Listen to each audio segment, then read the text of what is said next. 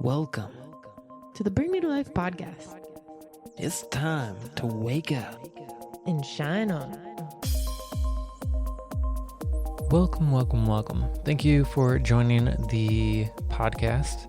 We are doing a new episode, not a new podcast, like I said last time. That was funny when I listened back to it. But welcome everybody to the Bring Me to Life podcast. Selim here, joined by Shannon and Selo. Hello. We are releasing a new podcast this week. You'll be able to find the We Are Artists podcast this Wednesday. That's wild because you've been trying to get that going for a long time. Years, but I finally, found a steady co-host. We're going to be interviewing some other people. We're going to be talking about art and how we share our voice through our visual art experience, as well as sharing our story as artists. Mm-hmm. That's beautiful. And I believe that's kind of what we're talking about today, a little bit of sharing your story, right? Yeah, we've been talking about storytelling and just finding your creative flow. And I think that something I'd like to really focus on today is the healing power of sharing your story and using your voice. I believe it can be very healing. It's taken me a long time to share my story. Yeah, me too. When we first started this podcast, you had a different co-host because I was so afraid to get behind the mic. I was afraid of looking silly. I was afraid of stumbling on my words, and I couldn't listen to myself. And I was like, who else would want to listen to me? It's crazy because normally you're so free, speaking and talking to people. Like you were way more social than I was, but I was way more willing to get on camera and talk. I think it was the fear of it being recorded at first. And I was like, oh no, that's into the ether forever. And I was kind of programmed as a kid to think whatever you put on the internet's on the internet forever, and in some ways that's true. And I think now I'm there's so much on the internet that if someone stumbles upon me, then there's a reason they're listening to my story. And also I've kind of just accepted that we all grow and change, so something I might have been really into 10 years ago might be different than now, but that's part of the journey. And I started listening to podcasts more, I think, is what also helped. And I heard people be human and sneeze or cough or have to retrace their steps because they mispronounced a word or who knows what. But it has been quite a growing experience to just be excited about being in front of a microphone.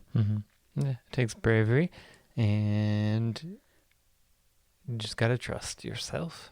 But I believe that sharing your story not only helps you to heal because you don't have to keep it all in, and it's such a cathartic thing to just let it out and not have to hold on to it and keep it a secret or whatever it might be.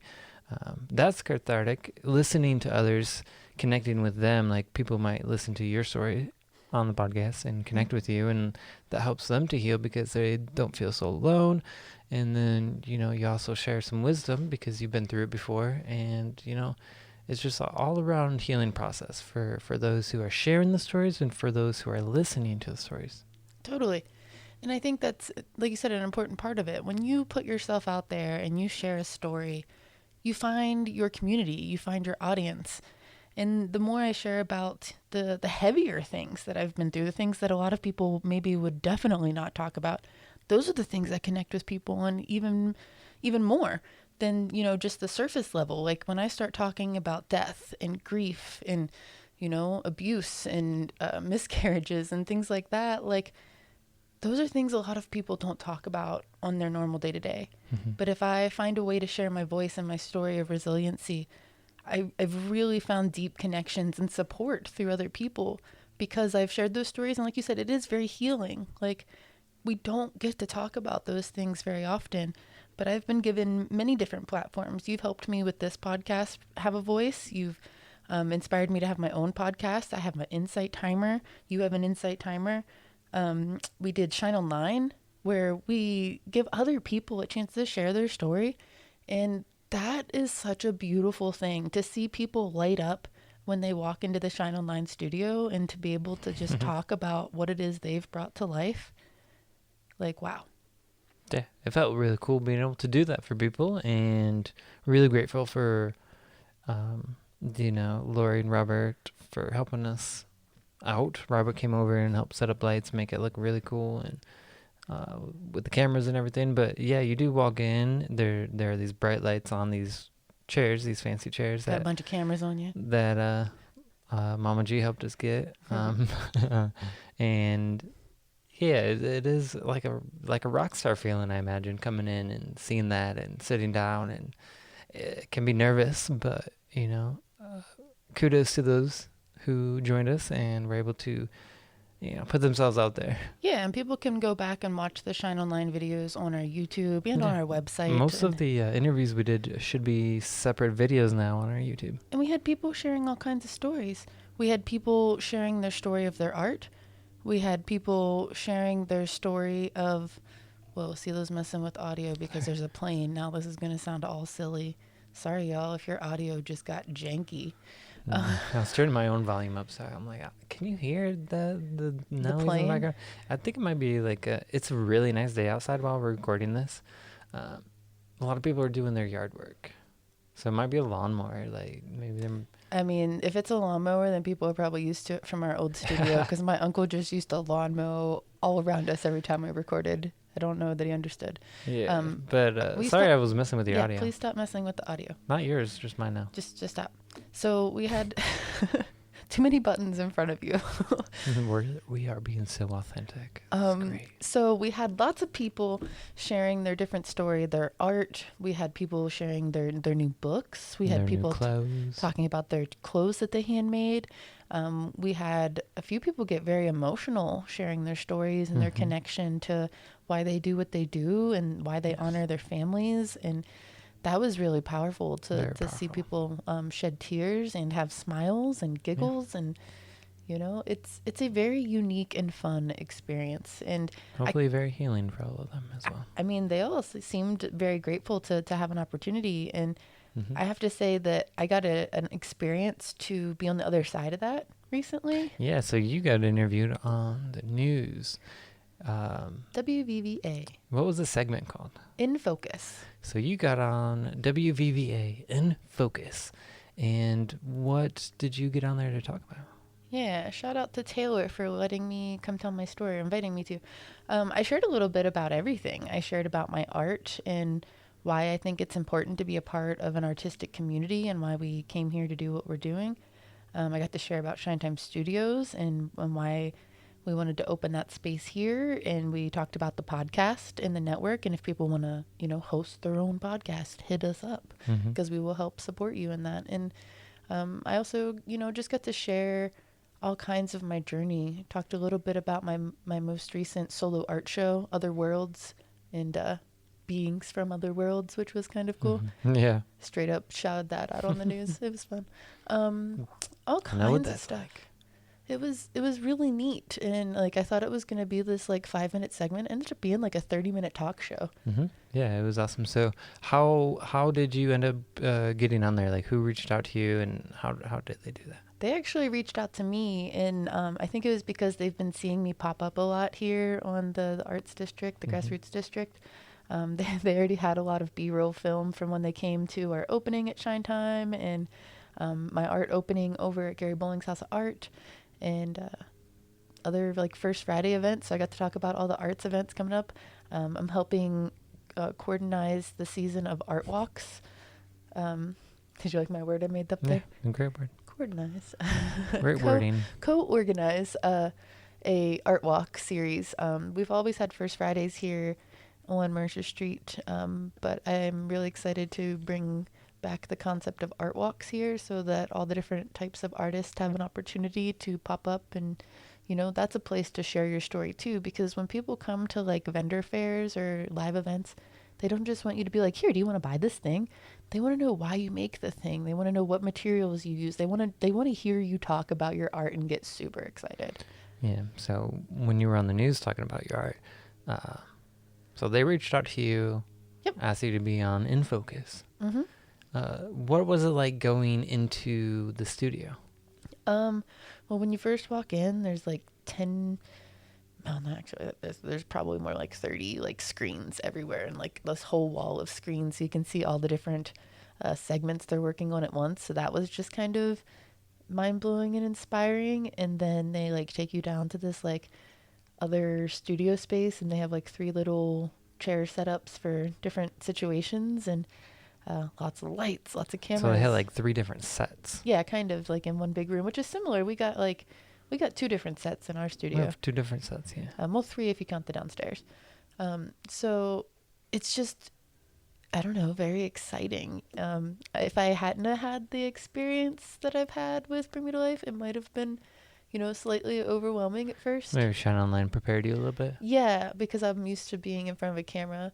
But I don't know, it was just this sense of empowerment to be like, wow, I'm here because somebody wants to hear me talk. You can probably definitely hear that lawnmower now. I don't know, dude. Well, our friend Lori was talking about listening to our podcast, and that, we were kind of like, sorry I hit the mic, or sorry for the noise in the background. And she said she can hear it, so... Cool. Either way, we're grateful for everybody who's listening to us and our stories, and helping us, share other stories. And that's really cool that you got to be on the news. Yeah, and you've been on the news before too. You've been captured, seeing different beings. You've been captured for just being a part of different events. What's that like for you? And even when you started Bring Me to Life, way before I was even a part of it, that was to share your story. Like, what's it like for you to share your story? It's enjoyable because I love storytelling. I don't like putting myself out there really much. If attention is drawn onto me, I'm either like really excited or nervous, but I do like the spotlight sometimes. Like I enjoy it, and I like sharing it with others. But being able to share my story is, I love it, because I've been through a lot of things, and I want to be able to, share that with others, and maybe they can draw some inspiration, or maybe just entertainment, or whatever it might be. Like I've done a lot of crazy things, been on a lot of crazy adventures. It is cool that I've gotten in the news in so many random moments of my life. Probably the first moment I got into the newspaper was when I was 2 years old, and I was riding around on my tricycle, and it had just rained. So as soon as rain was over, I ran out, got on my tricycle, started riding around. I don't remember this moment in my mind, but I have a big picture of it because it was it was huge. The picture that they had of me was gigantic, that they put in the paper. My mom thought it was so cool. She saved it, but it was just me riding around on my tricycle. And it was like, the newspaper guy was like, he's just like, can't hold back him for long. No, you probably would have been out there in the rain if your mom would have let you.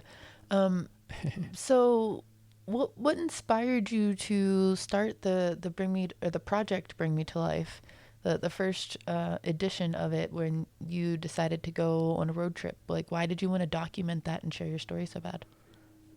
Connection, I was going through what I considered an awakening spiritually, and learning about meditation, learning about chakras, kundalini, learning all these terms and all these, truths that I was resonating with a lot of them.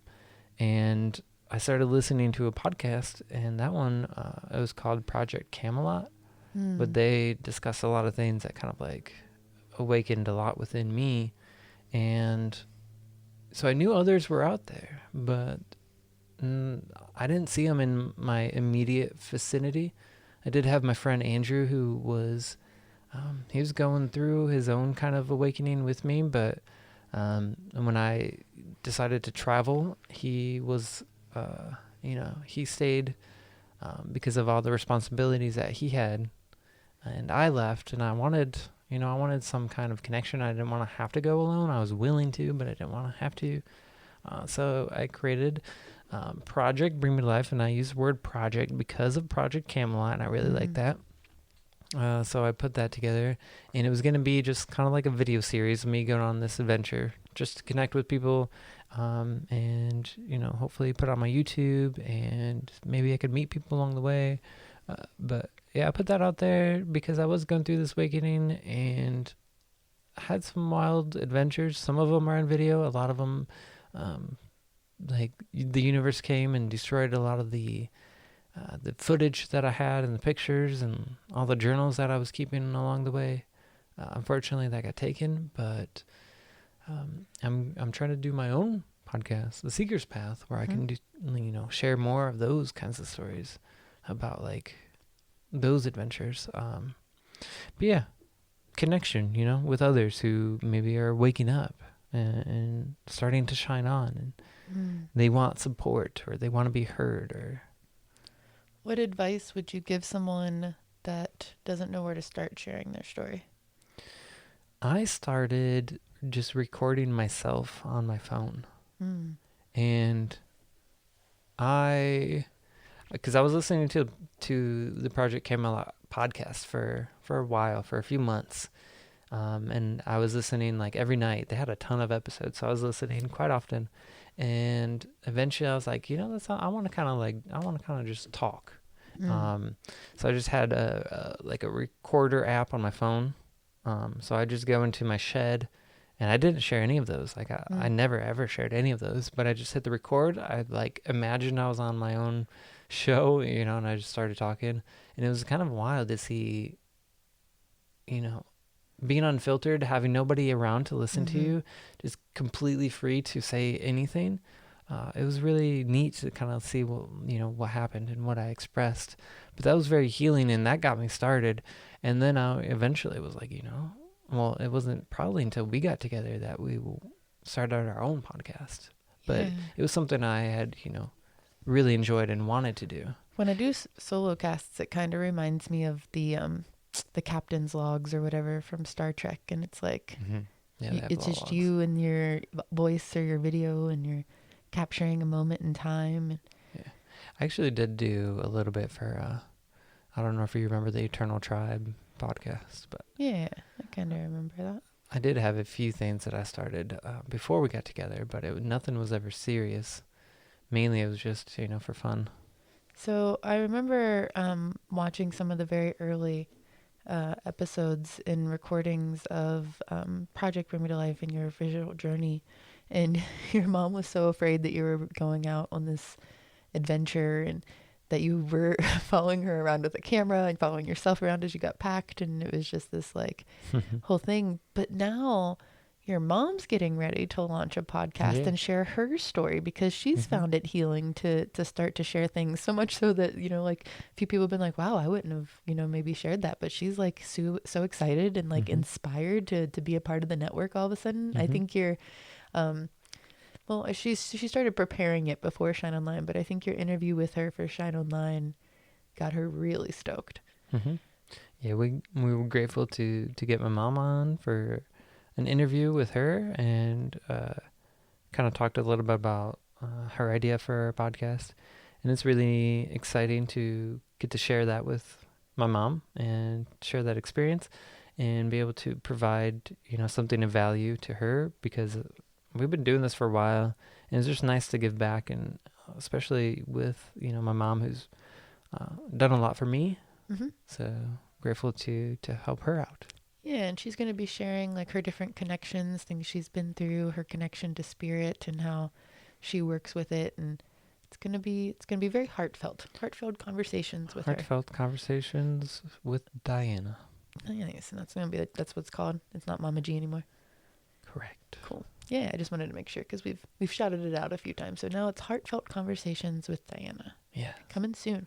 Coming soon. Well, this week you can check out We Are Artists, and me and Lacey are going to dive into our story as artists, and we have a few other inspiring people lined up to chat on that. Yeah. Maybe check out Bring Me to Life for that one, or it's going to be on bringmetolife.com, but it's going to be called We Are Artists. Yeah, and it might take a few days. I don't know when people are going to listen to this, but depending on what platform they're on, it might take a few days to get there. We plan on launching it this week. If you don't get to check it out this week, try next week on your favorite social media platform, and we'll be posting about it on Bring Me to Life network on Facebook and Instagram. If you're not yet following us on those places, please do. I'm trying to build up the Instagram a little bit, because we've been applying for some different opportunities. We're going to be doing a Thrivecast at Artist Thrive this year. If you haven't listened to our episode on Artist Thrive, go do it. It was awesome. But I'm trying to get it so we can travel a little bit more and people look at those numbers, which I think is so silly because we've got such a nice community and following of people. But we don't always remember to post to Instagram. So I've gotten more in the habit of it. And yeah, go follow us in the places. We also have the Bring Me to Life community, which is a group on Facebook. And then if you follow us on Patreon, for just $2, you get access to our behind the scenes episodes, some other special things. Yeah, I try to update there, share little updates about things that we're doing. We usually try to put up like one extra episode a month at least. Yeah, and I'll be sharing some more audios on there for people to download because you can download stuff from there, audios and things that we share. So I'll be sharing more of those into our Patreon, which is easy to find at patreon.com/bm2l, I think. And then yes.